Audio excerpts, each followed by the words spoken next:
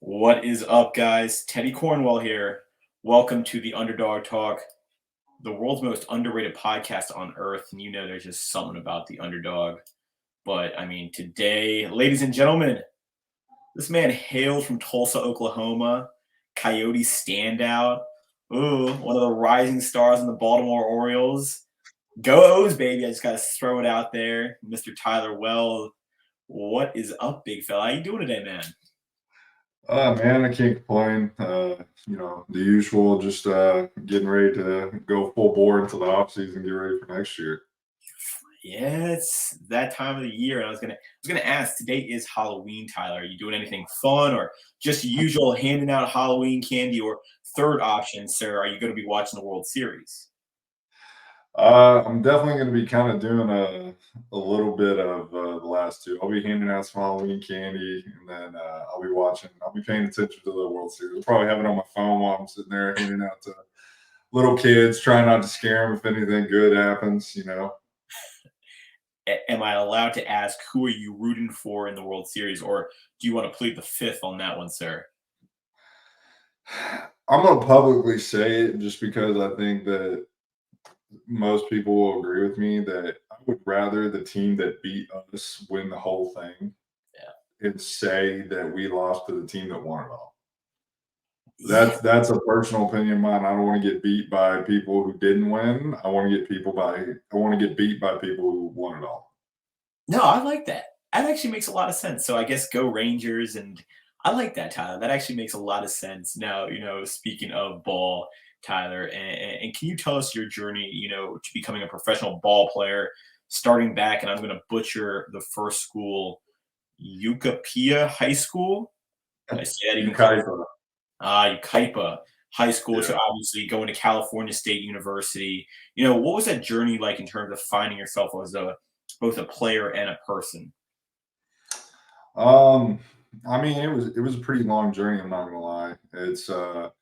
I grew up in Tulsa, Oklahoma, lived there for the first 13 years of my life, moved to Morgantown, West Virginia, lived there for, 4 years. About halfway through my junior year of high school, we moved to Southern California in Ukaipa. And I had always heard really good things about Ukaipa. That's where Matt Davidson went, Taiwan Walker went there, Corky Miller went there. Like we had some big names. I believe Mark Pryor went there as well, if I'm not mistaken.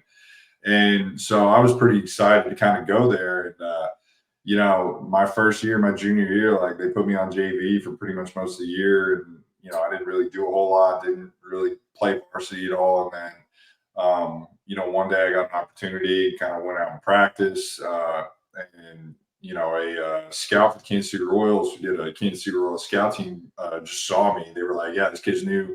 And I was big. I was a big donkey at that point. Like I didn't know what I was doing. I was, like a Newport baby giraffe running around out there. And so yeah, and like I went out and I kind of threw. He said that I did really well, put me on the team, and then that's kind of whenever I got a little bit of interest. I got interest from, a couple of Division Ones, but nothing that they really wanted to commit to. I got a couple of scholarship opportunities from like a junior college out in Southern Nevada, actually College of Southern Nevada CSM, where Bryce Harper went. And then, I Cal State San Bernardino came around, and it was 30 minutes away from where I was living currently. I had three little brothers. Um, One of them was really young at the time. I think he was less than 2 years old. Um, and he may have been a little older, but so anyway, like I was like, I'm gonna stay close to home so I can be around my family, be around my little brothers, stuff like that. I went there and um I everything was solely relied on talent at that point. There wasn't like what I would say is like structure, hard work. I always worked hard at it, but I didn't know what I was doing. I had no idea what I was doing. My dad always pushed us really hard to, he always said, you whatever you do, be the best that you can possibly be at it. And so I always worked hard at it, but I didn't have any structure, didn't have any knowledge as to what I was supposed to do. Once I got to college, that kind of changed, but it didn't change until going into my junior year of college, where I really started to kind of succeed um, even more once I kind of got my body under control, kind of got everything that I needed to kind of get sorted out. I got it all figured out, and kind of more on the right path at that point. So um, I ended up going to a guy out in Southern California on Claremont, Upland area, if people are familiar. His name's Dave Coggin. He was a huge influence of mine. Really kind of helped me get my body, my mechanics, everything that I needed at that point in time in shape, and kind of started to groom me a little bit more for like the professional level, and really started to instill that in me. He's like, "Hey, you're pitching really well. A lot of guys like you. You have a big structure. Like, let's use that. Like, and continue to push me to be a professional." And at that point, like that's whenever a lot of my mindset kind of changed to where I was like, okay, I need to take this seriously. So sophomore year going into my junior year, I decided not to leave the state of California to go play summer ball. Instead, I stayed local, and so I went to play for the Palm Springs Power, and so what I would do is each morning I would drive from Ukaipa all the way out in the complete opposite direction of Palm Springs. It took me probably about an hour each morning to go train at PFA with Dave. Then, like, I would drive home, which was another hour. I would probably have lunch or whatever. And then I would drive out 45 minutes to Palm Springs in the other direction, go play or sit the bench, whatever. Then I would drive home, and I would do that every single day. And so that really kind of excelled everything for me. And then like season came around, and all of a sudden, like I had no idea at this point, but I was like 90-94 in my first like start of the year. I think I went like 6 innings, struck out 12. Like I did really, really well. And that's whenever one of the scouting directors for the Minnesota Twins saw me. And ultimately, what ended up happening was I got drafted by the Twins. They and based on that, they were the first team to contact me. Didn't really talk to them a ton, but even to this day, like the scout that drafted me, like I still talk to him. Like I saw him this year in Minnesota. Like he was up there for the or for all the draft work and stuff. And like went up, gave him a big hug, and like created a lot of really good friendships and stuff like that with that family. And so ultimately, like everything was going really well. I pitched really well once I got into pro ball. And then, but like I struggled with weight. And so, for me, it's like, I did the same thing in college. Like my freshman year, no, yeah, it was my freshman year going into my sophomore year. Like I blew up, man. Like I went from like 230 pounds to like 270 pounds, like, but not in a good way. I was fat because like I went to play summer ball in Florinda, Iowa. And so, it was in the middle of nowhere, literally a cornfield. And I just blew up. And so our head coach, Don Parnell, like he chewed me out. And he really like let me know, like, this isn't a joke. Like, this is what you're doing. Like, if you don't get your body under control, like you are not going to play. And so, it scared me enough to where, that fall I ended up losing 30 pounds, 40 pounds.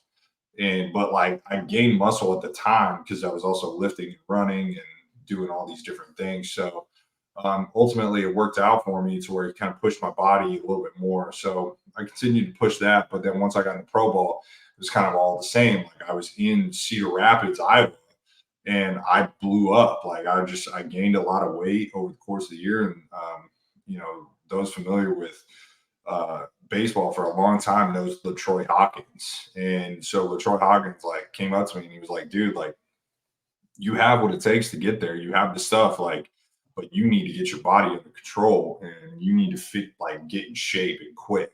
Yeah. So I tried a lot of different things. My mom my mom's a doctor. And so I had blood work done. We were trying to figure out what was going on. And ultimately, like, I was basically just pre-diabetic and I didn't know it. but I was also fat in a bad way. So it was like, that's why. So, my mom and her colleague, who was an endocrinologist, actually put me on the keto diet. And so I ended up losing I was at my heaviest after season. I was about 310 pounds. I came into spring training at 255 pounds. And so then, like, I proceeded to have the best year of my life, didn't get hurt through like 120 innings, had like 2.8, like, pitched really, really well. And then in 2019, I ended up getting Tommy John surgery. And then it worked out in my favor because then we had COVID year. So I essentially got 2 years of full recovery.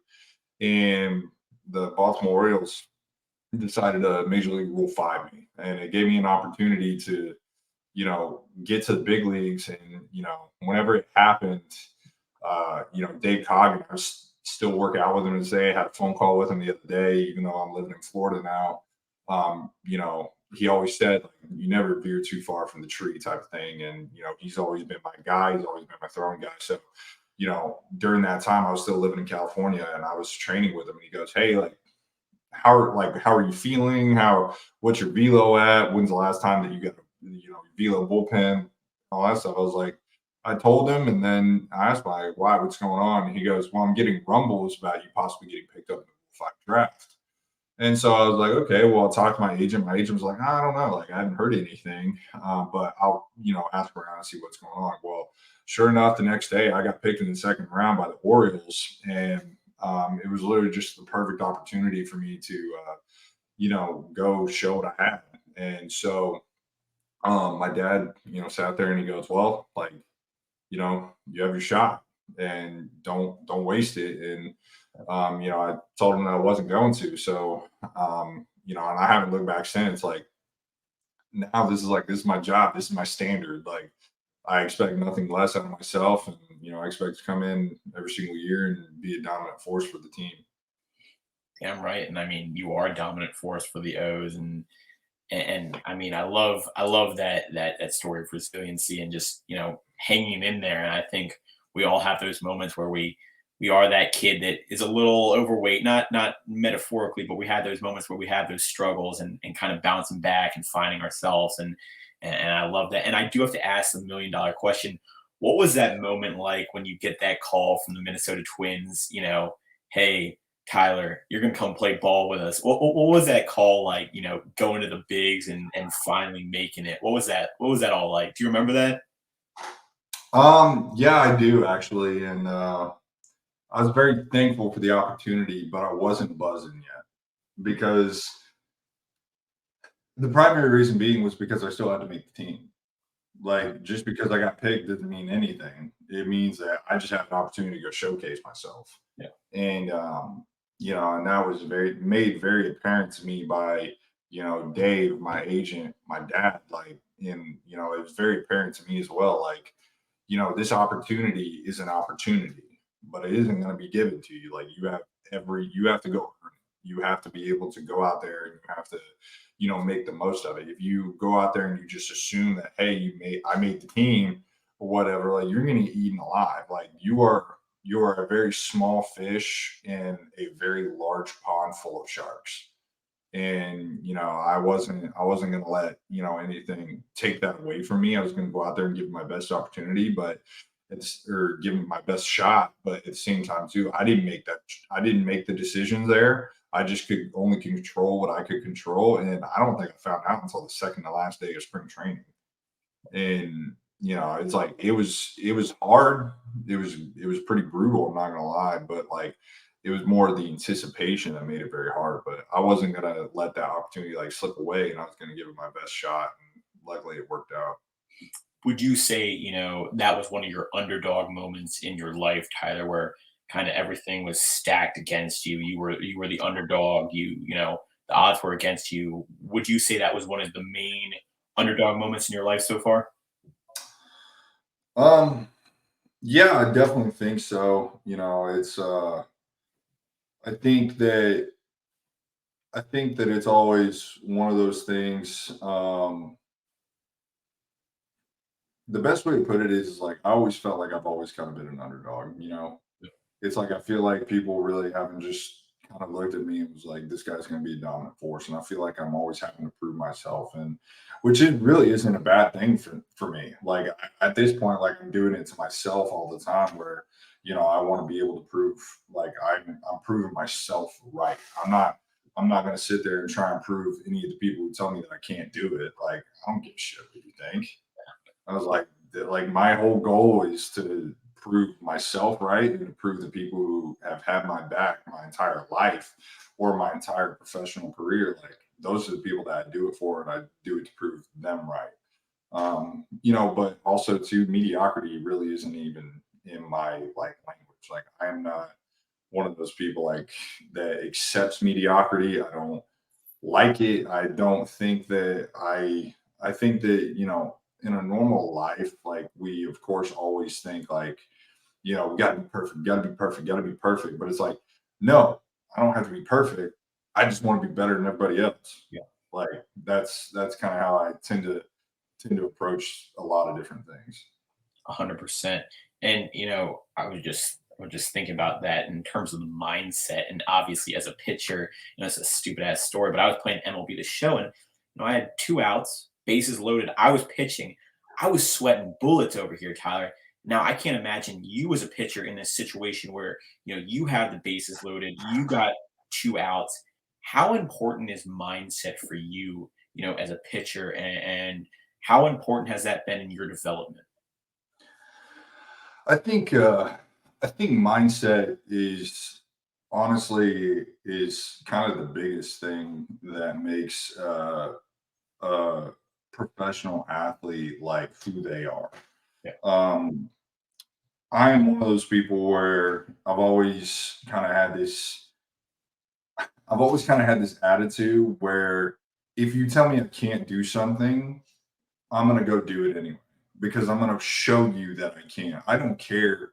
I don't care that like you think that I can't do it. I know I can do it. And luckily, like it never got to it was never like a thing of like, where like I went and I actually got in trouble. But it's like you don't dictate you cannot dictate what I can do on or off a baseball field that will make me successful. Like, I am one of those people where it's like I try to listen to a lot of different people. I try to take in a lot of different information, and then I try to apply it to myself that really like helps and works for me. But just because a lot of different people, say this and say that, or because they have had successful careers, doesn't always mean that what they're saying resonates with me. Like, someone like Jim Palmer. Jim Palmer, I've talked to in for the last 3 years so many times. And every time that like he says something, I'm all ears. I listen, and almost every single time he says something to me that just makes so much sense. Yeah. And just because he resonates with me. Ben McDonald is very much the same way. But I've had in LaTroy Hawkins, another one. Like, I listen to these guys and I very clearly am like, I am going to just learn and be a sponge from you guys. And if you say it in a way that I understand, perfect. I don't need to do anything. But if you say it in a way that I don't understand, like I'm gonna go back to it and I'm gonna start asking some questions to understand it a little bit deeper so that way I can turn it into something that I understand. And it's just a constant evolution of gathering information and being able to change it just a little bit into like a way that I understand. It's almost like coding. Like, you have to be able to code like your own mind and to make things understandable for yourself in order to like take what other people are saying that may not translate well to you. You got to be able to translate it to yourself. So that's like a big approach for me. And a lot of my mindset is like, be a sponge, but be hard-headed enough to know what works for you. And don't you don't have to take it word for word, but you have to be able to translate it to what works for you. Yeah, and Ryan Lochte, one of my good friends, was on podcast and was talking about how you got to listen to the people who have been there before, done what you haven't yet. You got to learn from that because 99% of the time they've done what you're gonna do. they've learned from those mistakes, and you can learn from them. So I truly agree on that, Tyler. Now, I am interested to see what you think about the new rule change. Obviously, I think it really affects two people the most, the hitter, the pitcher, in my opinion. How did the rule change and the pitch clock affect you this year? And if it affected you at all, or was it same business as usual? I would say that it affected me a little bit more with no one on than it ever did with anyone on. Primary reason being was because they don't really allow us to step off. Yeah. Um, and they don't really allow us to step off whenever we're trying to, you know, get on the right page with the catcher.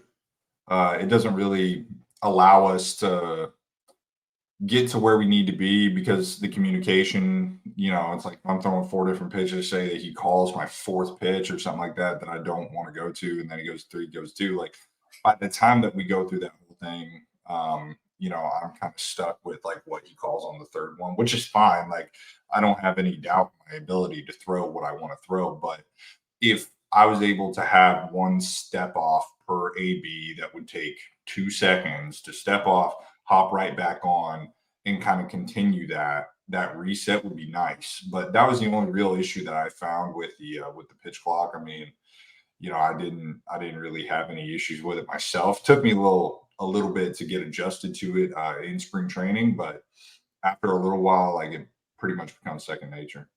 Yeah, I remember I was at Camden Yards this year, and I was watching the pitch clock, and the pitcher had like 5 seconds, hadn't even wound up yet. I mean, do you ever forget about it, or do you have to rush your progression, or is this something that like you talked about in spring training, you kind of just nailed it, and it's something that you're used to now already? Yeah, I mean, I think the other part that kind of gets lost with the pitch clock itself is that each place is kind of different. Yeah. Like, I think I remember distinctively in Chicago this year when we were playing the White Sox when I was starting, like it felt like it was like that, like it was just on you. And you were every time that you stepped back on the mound, you were at 7 seconds. It was almost it felt like, and I'm not accusing anyone of this, but it felt like they would start it before you even like got the ball back. And so, it feels that way at certain places, and then at home, like you have, I don't know if you had the same person doing it every single time, but typically, like it just allows you not a lot of breathing room, but they start it like right when you get the ball and you're on the dirt. And maybe that was just us either following directions or they did that for us. I don't know. I don't know how any of that works. I don't know what the regulations are, but sometimes it does feel like it is like on you like that. And do you forget about it? Yeah. Like, I mean, there's sometimes where it's like you just don't realize how long of a break you took. Like, there's been times at home and away where I'm sitting there and I'm like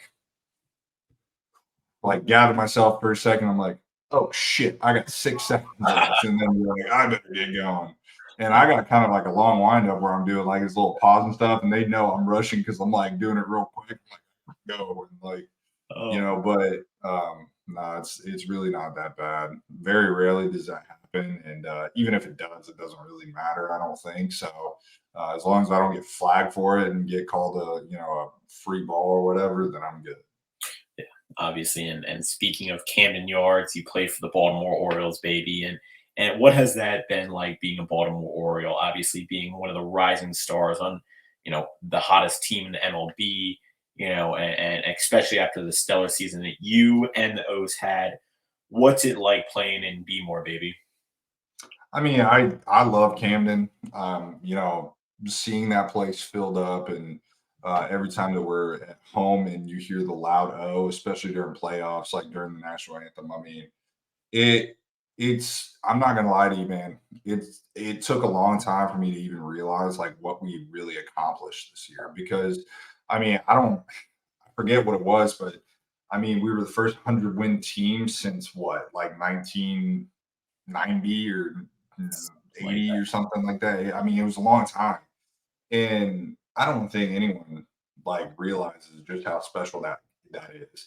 And for me, like to be a part of that and feel the energy of what Baltimore has. I mean, it was incredibly special, and it's been incredibly special. I've always tried to leave my mark on Baltimore in the most positive way and tried to make sure that fans understood like what they meant to us, and they really mean everything. Like I said, whenever you hear the stadium, as loud as it is, like whenever things happen in Baltimore, like it is wild and it is so much fun, and it sends chills down your back every single time. Yeah. And the team that we've had, the people that we've had, some of my mentors that are on other teams now. It's just, I feel really lucky Yeah. to, I've been with the guys that I've had. And a lot of them are just friends for life at this point. Like, it's pretty special being able to give like some of those people a hug. Like getting to see Trey Mancini at Wrigley Field this year, like being able to give him like a big hug is like I mean, it's great to like see a smile on the faces of the guys that you played with and gone to battle with for a long time. And Sean Armstrong is very much the same way. And Matt Harvey was Yeah. part of that. Tanner Scott was, I mean, I can't say enough good things about him. And, just being able to see all of these guys is really special, and seeing them succeed, like especially with Army and Tanner Scott, like, I mean, it's special. And um, it's I think it just is such a testament to like what our clubhouse is now that's made us so successful, because we've all come up together. Like, we had 100 lost season in 21 to 100 wins in 23, and everything kind of in between, with a lot of guys who knew the prospects coming up with me coming into the organization, to seeing the prospects come up and playing with them during spring training, to being teammates with them in the big leagues, to now getting all the guys that you've heard about for the last few years that you're just like, it's their time. Like, Um, it's really cool, and I've really enjoyed it. 100%. One of the special moments for me as an Orioles fan is we had Adam Jones on the podcast almost a year ago today, and him throwing out the first pitch. I was like, yes, let's go, AJ. I texted him immediately. I was like, damn right, let's go, baby. Welcome back to Baltimore. And yeah, there's nothing like Camden Yards. Now, I have a deep question for you, Tyler. Obviously, you've made it to the big leagues now. You're a star on the Orioles. What has been the best thing and the worst thing about being a professional ball player? The best thing about being well, I'll start with the worst thing.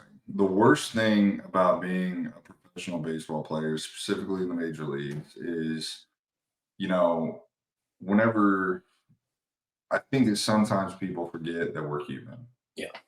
Like, I think that, you get a lot of these people, and I think Pete Fairbanks even said it in an interview earlier this year, talking about how he's doing a lot better than what the guy was that was wishing death upon him and his wife and kid or something like that.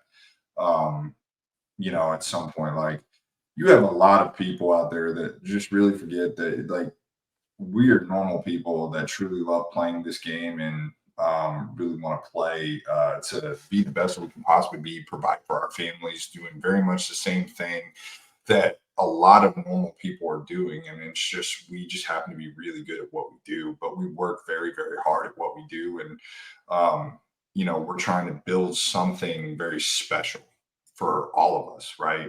But that also kind of ties into what the best part about being a Major League Baseball player is, and that is the influence and the ability to really help and make people's days outside of baseball. Like, I was talking to someone earlier today, that I'd actually gotten to know a little bit, and he was a fan, and his kids were fans, and I was sitting there talking to him about how much like he loves baseball, and he was talking about his family, and he was talking about how much like his kids like in the phase right now where they love baseball, but he's always been a lifelong baseball fan. But he teaches his kids to just be good to the people, the staffers of the stadium, and he always helps them, and teaches his kids that and lets them see that. And then they come around us and we're signing autographs for him. And he's talking about how he wants to make a positive influence on the lives of these people. And he's making a positive influence on our lives as well, which makes us want to continue to, you know, want to be better and to provide a better experience for a lot of fans. Like for me next year, like one of my goals, besides like my on-field stuff, like I want to be able to do more for the community. Like I want to be able to be more involved in it and help the community. And being a Major League Baseball player, that gives you a platform and it Yeah. gives you the ability to do it. So what kind of ties in with the best part of it also ties into the worst part of it. But at the same time too, I'm not complaining about it because that is life. That is how it is. Like it comes with the job. And the best thing that I can do is still love the people that always doubt us or wish bad things upon us because at the same time too, like they're human too. And maybe they're in a lot worse spot than what I ever was or am in. And all I can do is just show them God's grace and just move on from it. And it's like I think that that's my favorite part though is to be able to put a smile on a lot of kids' faces. I was telling the story earlier today where it's like one of my first major league games was seeing the Minnesota Twins versus the Angels at Angel Stadium, and I was probably like maybe 13 at the time. And I went with my little brother, and my dad, and I got an autographed ball from and my hat from Justin Morneau or Joe Mauer. It was one of the two. I couldn't remember which one it was, but I know it was a J and an M. And I sit there and I look at that and I'm just like, I remember that so distinctively and I never forgot about it. And now I'm on the other end of it. And I get to have that influence for a lot of kids and just saying hi to them and like talking to them or, just even giving them an autograph, like can possibly influence them in so many different ways. And so that's kind of the worst and the best part of it. But, I, I have no complaints for either way. 100%. I think, it's God's plan. Everything happens for a reason. And, haters are going to hate whether you like it or not. And you just got to block them out and obviously, hope the best for them. And I like how you pointed that they're probably going through way worse things to be able to have the time to try and put you down. I love that kind of, message. And now my final question for you is, for those young people who are watching, what is your biggest tip for someone who is looking to make it to the big leagues like you once were trying to do, Tyler? That's a loaded question Yeah. because it's hard to really kind of pinpoint one particular thing, but it's realizing that for me, the biggest thing that I think helped me a lot was you when you're deciding, do I want to be a major league baseball player? Like this could be applicable to kids in the minor leagues. This could be applicable to um, college guys. It could be applicable to high school guys. When you're when you are sitting there and you're trying to decide who you are going to work with, who are you going to invest your time and money into to develop you, it isn't about like they're the best of the best or whatever. Like, it's like I've been to certain training facilities that have had a very reputable name, but I didn't get anything out of it because, whether it's because of the time that I spent there or it's because I felt as if like, my relationship with the people that I paid to, write my training programs or whatever didn't work out. Like you ultimately what you're doing is you're creating a team to come with you. And right now, like that's one of the things that I think has made a huge improvement in where I'm at this year. And what I did was because I have my guys, like I have Dave Coggin, who is my throwing guru. Like he's the guy I can sit there, I can send him any videos like, hey, you're doing this, and this wrong, or like doing this really well. Yeah, you got to tweak this a little bit. And I've been working with him since 2015, 2014. Wow. And like I've never gotten rid of him. Yeah. Never, and I will never get rid of him Yeah. because he knows my throwing motion better than anyone else does. I sit there and I talk to him throughout the year. I'm one of those people where it's like I will fully support him and I will always have his back and he will always have my back. Like, and then my training facility here in Florida, like I've been here the last this is going my third off season where I'm training here, and I have built such a good relationship with the people over here. And I'm gonna say like, it took me a minute. It takes me a second to really kind of figure out like who I want as like in this, training aspect because my body is everything. Throwing is part of it, and working out is part of it, and training is part of it. So it's like, being able to find those who mesh really well. Like throwing came first because that's my job. Training came second, but it's also my job. But this was kind of a little bit more important. Now I found a team that can really mesh really well with that.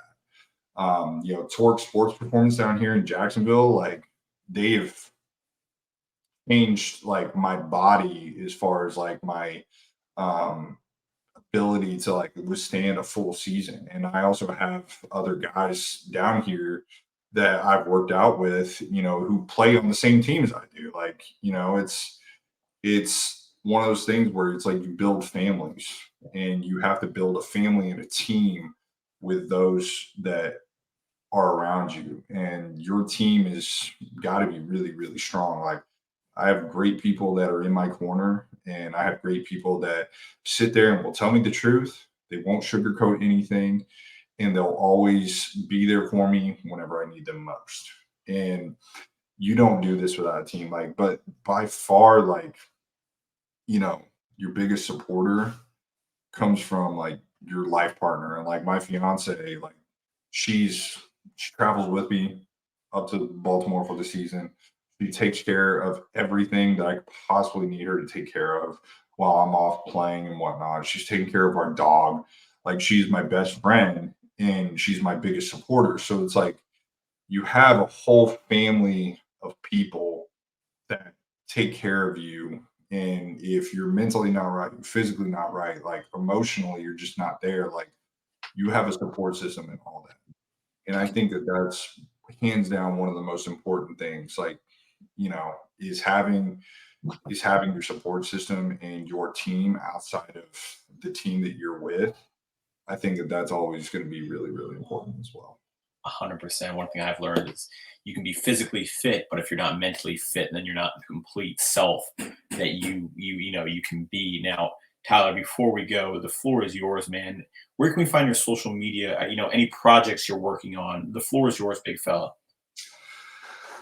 As far as projects go, I kind of got like a few ideas that I, kind of as far as like, really just kind of what I want to do for the community next year. Like I really like to try and plan ahead and understanding kind of where I'm at with um, my goals.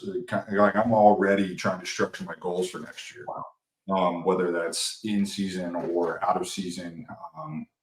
Or off the field and whatnot. So I'm starting to kind of toy around with those. Social media, T Wells _34 on Instagram. Twitter, I think is Tyler W13. And usually those are the only two that I really use. I don't really use Twitter as much as I do Instagram, but the biggest thing for me right now is just trying to kind of get myself to a point where I can continue to influence people's lives, kind of streamlining that and being able to really try and build a brand and try and build a little bit of who I am and kind of bring that into the community. But I do have one little special project that I'm really going to be working hard on this off season is a little bit of maybe a little coffee brand. Um, that I have. I've contemplated trying to do some stuff with it, so I might mess with that a little bit. But that's called Fastball Coffee. So I'm trying to kind of mess around with that a little bit, but I haven't gotten too far into it just yet. But I'm working on it. So Damn. Fastball yeah. coffee. I like that. That's gonna be a hit. That's gonna be a hit. And guys, all of Tyler's links will be in the bio. Don't forget to follow him. You know what? First person to follow Tyler Wells on Instagram, send me a DM. I'll get you a Tyler Wells jersey out to you as well. How about that? Guys, don't forget to like, comment, and subscribe on this video. Until next time, the underdog out.